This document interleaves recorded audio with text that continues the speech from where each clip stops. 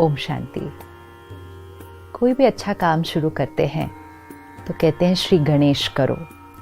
विघ्न विनाशक, दुख हरता, सुख करता, सिद्धि विनायक श्री गणेश की हम बहुत प्यार से महिमा करते हैं, उन्हें याद करते हैं, पूजा करते हैं।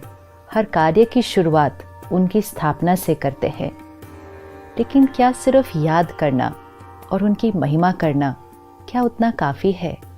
क्यों ना उनसे प्रेरणा लें, उनकी विशेषताएं, उनकी शक्तियाँ अपने जीवन में धारण करें और सिर्फ श्री गणेश जी की महिमा न करें, खुद ही श्री गणेश जैसे बन जाए। श्री गणेश जी की जो जन्म की कहानी है वो हमें बहुत कुछ सिखाती है। कहते हैं शंकर जी तपस्या के लिए बहुत दूर पहाड़ों में गए थे, तो पार्वती जी ने अपने शरीर की मिट्टी निकालकर एक बच्चे का निर्माण किया।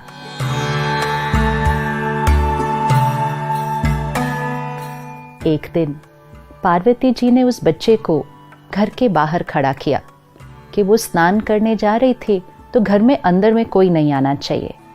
और अचानक उस दिन शंकर जी वापस आ गए, तो उस बच्चे ने अपने कर्तव्य का पालन किया और शंकर जी को अंदर नहीं जाने दिया, क्योंकि उस बच्चे ने अपने पिता को ही नहीं पहचाना।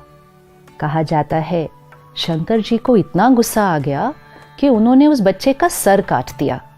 और पार्वती जी उतनी देर में बाहर आई तो उन्हें पता चला कि शंकर जी ने उनके बच्चे का सर काट दिया। फिर शंकर जी ने कहा, अच्छा, अगला जो अब यहाँ से जाएगा मैं उसका सर इस बच्चे को दे दूंगा।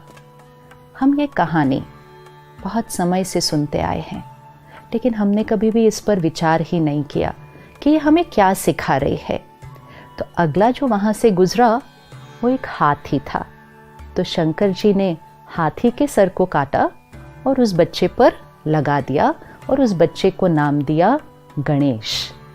ये कहानी क्या सिखा रही है हमें कि बच्चा अपने पिता को नहीं पहचानता, और शंकर जी देवता 10 साल की तपस्या बाद आए थे और इतना गुस्सा आ गया कि बच्चे का सर काट दिया। आज आप और मैं भी अगर 10 मिनट भी मेडिटेशन कर लें तो इतने शीतल और शांत हो जाते हैं कि ऊंची आवाज में नहीं बोल पाते हैं। और देवता 10 साल की तपस्या बाद एक बच्चे के ऊपर इतना गुस्सा आया, और बात भी कितनी थी, अपने ही तो कर्तव्य का पालन कर रहा था, सर काट दिया। ये कभी नहीं कहते कि शंकर जी ने उस बच्चे की हत्या की, नहीं कहते, सिर्फ कहते हैं उसका सर काटा। दो बातों में बहुत फ़र्क है। वैसे तो अगर बच्चे का सर काट दो या किसी का भी सर काट दो तो उसी समय उसकी हत्या हो जाएगी, लेकिन उसको हत्या नहीं कहते, कहते सर काटा और किसी और का सर लगा दिया। परमात्मा जब इस सृष्टि पर आते हैं तो हम अपने अहंकारवश परमात्मा को पहचान नहीं पाते हैं। बॉडी कॉन्शियसनेस, क्यों ये कहा जा रहा है कि पार्वती जी ने अपनी मिट्टी से बच्चे का निर्माण किया? क्या किसी देवी के शरीर में इतनी मिट्टी हो सकती है? क्या हमारे शरीर में इतनी मिट्टी है कि हम एक बच्चे का निर्माण करें? तो मिट्टी से बच्चे का निर्माण किया मतलब ये शरीर मिट्टी का है। दिस इज मिट्टी, दिस इज बॉडी कॉन्शियसनेस। और इस बॉडी कॉन्शियसनेस की वजह से हम परमात्मा को पहचान नहीं पाते हैं। तो परमात्मा सबसे पहली चीज़ क्या करते हैं, हमारी बॉडी कॉन्शियसनेस के सर को काटते हैं, हमारे अहंकार के सर को काटते हैं। तो शंकर जी ने बच्चे का सर काटा।